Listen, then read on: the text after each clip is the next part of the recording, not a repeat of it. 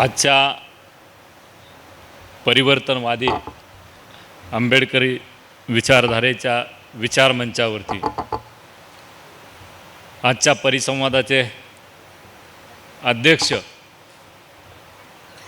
तसेच माझे सहकारी राठोड साहेब आणि आत्ता ज्यांचं अतिशय चांगलं अभ्यासपूर्ण वक्तव्य झालं तसे आकिबबाई,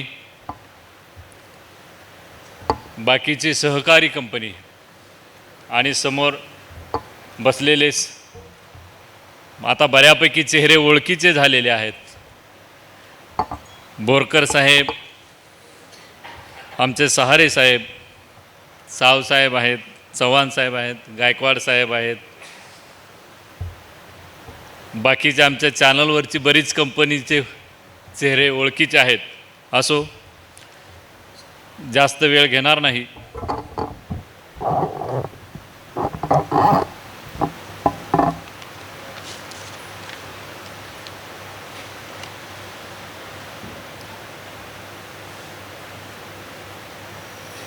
संयोजकांनी आणि सूत्रसंचालकांनी माझी ओळख करून देताना ॲडव्होकेट हायकोर्ट एवढा लिमिटेड परिचय करून दिला आणि त्यांनी इंडिकेट केलं की तुम्हाला तुमच्या चौकटीमध्ये विषयाची मांडणी करायची आहे. आणि एका अर्थी त्यांनी माझं काम खूप सोपं केलं, कारण कायद्याच्या चौकटीमध्ये हा देश कायद्यावरती चालतो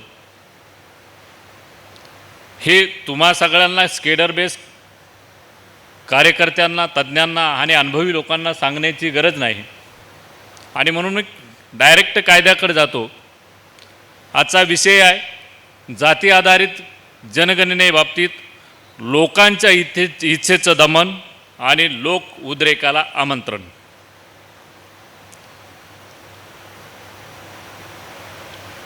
संपूर्ण भारताचे शिल्पकार तुमचा माझा बाप डॉक्टर बाबासाहेब आंबेडकरांनी एका वाक्यात सांगितलं आहे. आपण बॅनरवरती नेहमीच लिहितो, शिका, संघटित व्हा, संघर्ष करा. याच्या पुढं जाऊन बाबासाहेब सांगतात, सर्व समस्याची मास्टर चावी राज्यसत्ता आहे.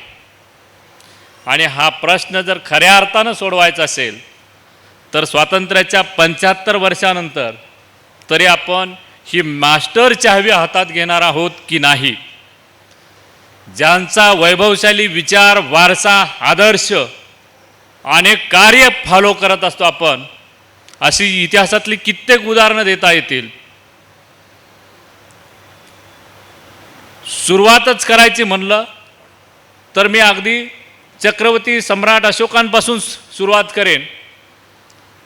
सम्राट अशोकांनी राजगद्दी ताब्यात घेण्यापूर्वी धर्म परिवर्तन आणि बाकीच्या गोष्टी सांगितल्या नाहीत, ते त्यांच्या डोक्यात ठेवलं. पण ते काम कधी केलं? जेव्हा रूलमध्ये आले तेव्हा ते काम केलं. त्यानंतरची गोष्ट जर पाहिली, सातवाहनांच्या बाबतीत आपल्याला बऱ्यापैकी शिकण्यासारखं आहे. आता किती जणाला काही गोष्टीचा इतिहास माहिती आहे नाही मला माहीत नाही, पण बाबासाहेब शॉर्टमध्ये सांगतात की मास्टर चावी ताब्यात घ्या, तुमचं भलं होऊन जाईल. मग जेवत असताना संपूर्ण भारताचे आपण त्यांना लिमिट करणार नाही, स्केडर बेस लीडर ज्यांना म्हणावंच लागेल असे बोरकर साहेबांशी चर्चा करत होतो. त्यावेळेस बऱ्याच गोष्टीचा उहापोह झाला. मॅडमचं नाव चुकून राहिलं, सॉरी.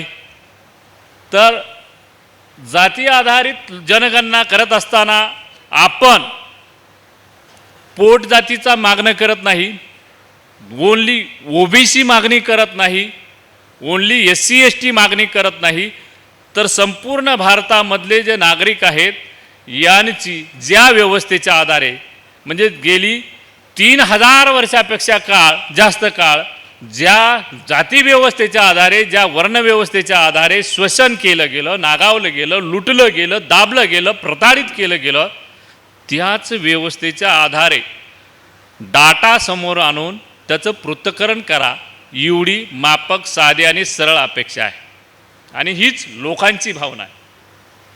पण या भावनेला विरोध करणारा काही गट आहे. उदाहरणार्थ महाराष्ट्रातून काही स्वतःला पुरोगामी म्हणून घेणाऱ्या संघटनांनी पुण्यासारख्या ठिकाणी पत्रकार परिषदा घेतल्या. इव्हन यांची शिष्टमंडळं जाऊन भेटली आणि त्यांनी बुद्धीची दिवाळखोरी निघाल्यासारखे तर्क दिले. वास्तविक पाहता समदुःखी समविचारी म्हणून या मागणीचं त्यांनी जाहीर समर्थन करायला पाहिजे होतं, पण त्यांनी केलं नाही. आणि विरोध करणारी कोण दुसरे तिसरे नव्हते, तर तुमच्या माझ्यामधलेच लोक होते. आणि मग हे कोण हँडल करत होतं, तर एक तिसरी शक्ती बुद्धिभेद आणि शब्दशेल करून हे हँडल करत होती. ते तुमच्या माझ्या चळवळीमध्ये तयार झालेल्या कार्यकर्त्यांच्या चाणाक्ष नजरेमध्ये यायला पाहिजे आणि हेच अपेक्षित आहे. दुसरी गोष्ट, या लोकांच्या इच्छेचा उद्रेक गेल्या 70 वर्षात झाला नाही. वेगवेगळ्या पद्धतीने त्यांनी बोलण्याचा प्रयत्न केला आणि समजा हा उद्रेक होण्याच्या परिस्थितीला आला तर आपल्यातली प्रत्येक गोष्ट एका विशिष्ट सिस्टमकडे वेगळ्या पद्धतीने पोहोचत असते. शहरामध्ये आपल्या अधिकाराची भाषा करणारे लोक, हक्काची भाषा करणारे लोक, हक्काने अधिकारासाठी संघटित होणारे लोक, घटनात्मक आणि कायदेशीर अधिकारासाठी आग्रह असणाऱ्या लोकांना मात्र शहरी नक्षलवादाच्या नावाखाली हजारो वर्ष डांबून ठेवलेलं तुम्ही पाहिलं. इव्हन त्यांची मानवी मूल्य पण नाकारली. शासन व्यवस्थेतल्या सरकारी सत्ताधारी पक्ष आणि त्यांचा व्ह्यू कन्सिडर करू एका वेगळ्या टप्प्यापर्यंत, पण या देशाच्या संविधान आणि या देशातल्या प्रत्येक नागरिकाच्या हक्क आणि अधिकाराचं संरक्षण करण्याची जबाबदारी ज्या न्यायव्यवस्थेवरती टाकली आहे, तीच न्यायव्यवस्था त्यांच्या कृती आणि आदेशामधून त्यांचे हक्क आणि अधिकार नाकारते. अशा परिस्थितीत 21व्या शतकातला भारत तुमच्या माझ्या आपण सगळे फेस करतो आहोत, हे स्वीकारायला पाहिजे. न्यायव्यवस्थेच्या बाबतीत बोलत असताना काय मर्यादा येतात, बोरकर साहेबांनी त्यांच्या अधिकारामध्ये मग काही गोष्टी अतिशय परखडपणे मांडल्या. अगदी मी त्याचं 100% समर्थन करतो, कारण न्यायव्यवस्थेने आपल्यावरती जी घटनात्मक जबाबदारी आहे, देशातल्या प्रत्येक नागरिकाच्या हक्क आणि अधिकाराचं संरक्षण करण्याची, ती न्यायव्यवस्था पार पाडते आहे का. उदाहरणार्थ जसं मी शहरी नक्षलवादाचं सांगितलं, त्यालाच ॲडिशनल या विषयाच्या बाबतीत जाती आधारित जनगणना व्हावी म्हणून मेहरबान हायकोर्टापुढं, मेहरबान सुप्रीम कोर्टापुढं वेळोवेळी वेगवेगळ्या पद्धतीने पिटिशन आल्या. कोर्टानं ओपन कोर्टामध्ये जाहीरपणे ऑन रेकॉर्ड स्टँड घेतले की सरकारचा व्ह्यू काय येतोय बघू. अरे गेली 70-75 वर्ष सरकार झोपेचं सोंग घेतले, आमचा हक्क आणि अधिकार नाकारते आणि म्हणून आम्ही तुमच्या दारात आलो. ते भिकारी म्हणून नाही, तुमच्याकडून न्यायाची अपेक्षा आहे म्हणून आलो. पण तुम्ही सरकारी धोरणाचा भाग या नावाखाली चक्क न्याय नाकारण्याचं काम केलं. हा देश गुलाम असताना ब्रिटिशांनी गुलामीच्या काळात सुद्धा जातीय आधारित जनगणना केली आणि त्याच्या आधारे कुठल्या जातीला कशा पद्धतीनं आयडेंटिफाय करता येईल, कसा जस्टिस देता येईल, याचं काम परकीयांनी केलं. पण स्वातंत्र्यानंतरच्या काळात पिछड्या घटकांना पर्टिक्युलरली न्याय मिळणारच नाही याची व्यवस्था करणारी शासन व्यवस्था आणि त्याच्या विचाराचे लोक आले. आणि मग अशा विचाराच्या लोकांना आपण संधी का देतो, तर आपण संधी देत नाही असं माझं म्हणणं आहे. ती संधी मिळवतात आणि ती संधी मिळवणारी सर्व साधन सामग्री त्यांच्याकडे उपलब्ध आहे. आणि ती आफ्टर इंडिपेंडन्सच आली असं नाही. जसं मी मगा म्हणालो, 3000 वर्षापेक्षा जास्त काळ यांची धर्मव्यवस्थेच्या माध्यमातून, चातुर्वर्ण व्यवस्थेच्या माध्यमातून इथल्या सर्वसामान्य नागरिकांचं शोषण करून दमनकारी यंत्रणेच्या माध्यमातून त्यांना दाबून शोषणामधून जी व्यवस्था निर्माण केलेली ती शोषण व्यवस्था आणि तीच विषमतावादी व्यवस्थेचं हे आहे. आणि ही विषमतावादी व्यवस्थेला सुरंग बाबासाहेबांनी केव्हाच लावलाय. उत्तर आपल्या इतिहासात आहे. जरूर या देशाची घटना ड्राफ्ट करत असताना बाबासाहेबांच्या समोर काय लिमिटेशन होती ते सगळ्यांनाच मान्य आहेत. पण लिटरेचर साहित्य लिहित असताना आपल्या कार्यकर्त्यांना फॉलोअरला चळवळीतल्या यांना संदेश देत असताना बाबासाहेबांनी कुठलीही लिमिटेशन पाळलेली नाही. त्यांना हवा तो मेसेज त्यांनी साहित्याच्या माध्यमातून दिलेला आहे. आणि मग आपण त्या पुस्तकाचा वापर करून त्याच्या संदर्भातली जास्तीत जास्त जागरूकता आणि हे करून आपल्याला काम करावं लागेल. अर्थात जनगणना करण्याचं काम कोण करू शकतं? RGI नावाची रजिस्टर्ड जनरल ऑफ इंडिया नावाची एक कायदेशीर संस्था या देशाच्या पार्लमेंटरी सिस्टमला असिस्ट करण्याचं काम करते. त्यांना मदत करण्यासाठी सेन्सस कमिशनर असतं. 1948चा कायदा झाला आणि त्या कायद्यानुसार या RGI सेन्सस कमिशनरला राईट दिले.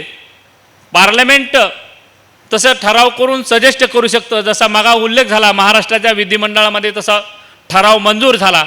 असे ठराव जर गावी वाडी वस्तीवरती सर्वसामान्य नागरिकांनी त्यांच्या गटाने मंजूर केले आणि ते जर फॉरवर्ड केले RGI सारख्या संस्थेला तर त्याचं वेटेज नक्कीच वाढेल. दुसरी गोष्ट, बामसेफ ही मुवमेंटची मदर इन्स्टिट्यूट आहे. बामसेफच्या प्रत्येक ॲक्टवरती वेगवेगळ्या संस्थांचं वेगवेगळ्या घटकांचं वेगळ्या अँगलनी लक्ष असतं.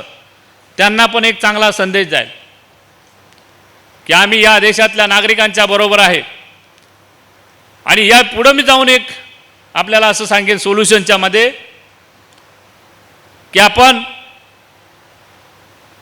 समाजकारण राजकारण यांच्यामध्ये थोडीशी गल्लत व्हायला नको आहे. कदाचित हा स्केडरमधला विषय असेल, स्केडरच्या ठिकाणी बोलू, पण राजकारणाच्या नियमाने चालतं, केलं जातं. बऱ्याच जणांची पॉलिटिकल जी लिटरसी आहे, पॉलिटिकल जे एज्युकेशन आहे त्या बाबतीत आपण कमी पडतो. ते वाढलं पाहिजे. आपल्या फेवरमधला माणूस फेवरमध्ये कसा राहील, ते वोट कसं फेवरमध्ये राहील, प्लस आपल्याला इतर समदुःखी समाज समविचारी समाज घटकांना कसं बरोबर घेऊन जाता येईल, सामाजिक न्याय कसा देता येईल, या गोष्टीचा पण भरोसा देता आला पाहिजे. अदरवाईज 70 वर्षात जे घडत आलं त्याची पुनरावृत्ती परत होत राहील. जसे आपले पूर्वज गेले तसे आपल्यावरती पण वेळ येईल. आणि मग येणाऱ्या भावी पिढीसाठी आपण बाबासाहेबांना अपेक्षित असणारा, आपल्या बापदाद्यांना अपेक्षित असणारा किंवा आम्हाला अपेक्षित असणारा भारत त्यांच्या ताब्यात देणार आहोत का? ज्या लोकांनी पिढ्यानपिढ्या त्यांच्या हिस्साचं तर खाल्लं, पण दुसऱ्याच्या हिस्साचं खाल्लं, त्या लोकांना जाती आधारित जनगणना नको आहे. कारण जनगणना केली तर त्या डाटाच्या आधारे पुन्हा त्याचं इम्प्लिमेंटेशन करा आणि प्रत्येकाला हिस्सा द्या, वाटा द्या. अधिकाराची लढाई चालू होईल आणि हे टाळण्यासाठी जास्तीत जास्त कसं पोस्टपोन करता येईल या पद्धतीने काम चाललेलं आहे. आणि मग हे टाळण्यासाठी आपल्याला कुठल्या पद्धतीने कशी स्ट्रॅटेजी, जशी या साहेबांनी सांगितलं की आपल्याला स्ट्रॅटेजी बदलावी लागेल, इरादे मत बदलो, तरीके बदलो, या पद्धतीने जर गेलं किंवा एका वेगळ्या स्ट्रॅटेजीने जर काम केलं तर आपण आपला जनरेटा या माध्यमातून आपली ही मागणी मान्य करू शकतो. पण ही मागणी मान्य झाली तर बाकीचे प्रश्न सुटणार आहेत का? त्याही प्रश्नांवरती बोलावं लागेल. कारण देशाच्या स्वातंत्र्यपूर्व काळामध्ये जसे प्रश्न होते तसेच प्रश्न थोड्याफार फरकाने आजही या समाजव्यवस्थेपुढं आहेत. राष्ट्रवादाच्या नावाखाली लोकांचे घरं, संसार, खिसे लुटले जात आहेत, दरोडे टाकले जातात असं मी म्हणेन. कारण मी सम्राट चक्रवर्ती अशोक यांच्या काळातला भारतीय व्यापार पाहिला तर जगाच्या 33% जास्त व्यापार हा भारतामधून होत होता. 3% पण कमी आहे. तो दाखवलेला आहे फुगवटा, कारण रिपोर्ट मेंटेनिंग त्यांच्याकडेच आहे. वास्तविक परिस्थिती बदलली. त्यांनी डायरेक्ट टॅक्स कुठल्याही गोष्टीवरती लावलेला नव्हता.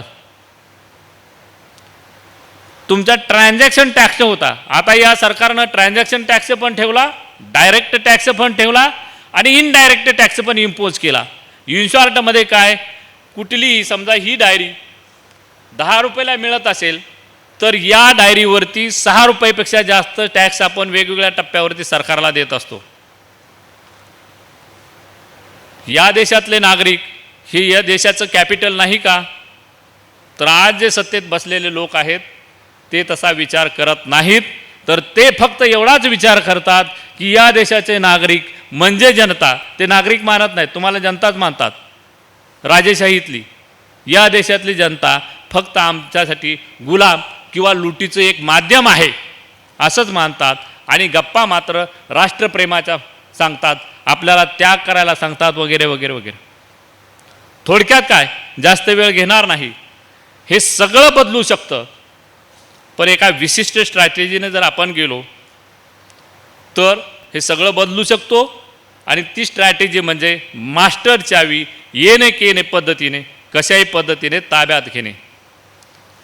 अदरवाईज काय होतं, आज पार्लमेंटमध्ये बसलेले लोक काय करतात, पब्लिकमधल्या जाहीर सभांमध्ये जनतेच्या मुद्द्यांचं समर्थन करणार, पण पार्लमेंटमध्ये गेल्यानंतर पक्षाचा व्हीप बाइंडिंग होतो असा एक बहाणा करून, किंवा काही अंशी ते सत्य पण आहे, पण स्वतःची ड्युटी टाळतात.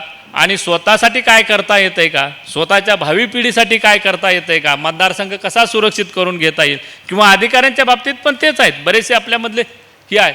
म्हणजे प्रत्येकजण एक स्वतःच्या कंपूमध्ये स्वतः राहून ही इतकी मोठी क्रांतिकारी परिवर्तनाची चळवळ लिमिटेड करतोय. मला वाटतं आपल्याला चांगलं करता आलं, अतिशय चांगली गोष्ट आहे. पण या चळवळीचं नुकसान जर आपल्याकडून झालं तर भावी पिढी आपल्याला कदापि मान्य करणार नाही. आणि मग कुठल्या वक्त्यांनी उल्लेख केला माझ्या लक्षात आलं नाही, पण एक चांगला मुद्दा माझ्यासाठी मिळाला. मी नेहमीच बोलताना SC ST OBC असं जनरल ॲनालिसिस, मायनॉरिटी असं करायचो, पण ॲक्च्युली या कास्ट कशा निर्मिती झाली, क्लास कसे हे झाले ते सांगितलं. तर आपण सगळे पिचडे आहोत. पिचड्याला हा देश आणि आपण सगळे प्रोग्रेसिव्ह याच्याकडे जायचं आहे. आपण मला बोलवलं, बोलण्याची संधी दिली, शांततेने विषय ऐकून घेतला आणि विशेषतः बरेच कंपनी माझ्या प्रेमात पडली आणि मी या सगळ्यांच्या प्रेमात पडलो. मला आता ही कंपनी वारंवार बोलवते आणि मीही सारखा येत राहतो.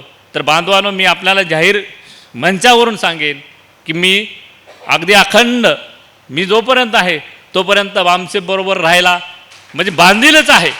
ती माझी ड्युटीच आहे. कारण मी कॉलेज लाईफपासून बामसेप आणि विचारधारा आणि संघटन याच्याशी जोडत आलेलो आहे. परिस्थिती म्हणा, समाज, आणि अगदी असाच OBC सारखा मोठा घटक या राष्ट्रातला, मायनॉरिटीसारखा मोठा घटक, आणि इवन अप्पर क्लासमधले पण काही लोक आपल्याला मदत करतील अशा आशावाद बाळगू. बाकी काय त्यांच्याकडून फारशा होप ठेवायला नको. असं संघटन करू आणि पुढं जाऊया. जय हिंद, जय भारत, जय मूल निवासी, जय संविधान.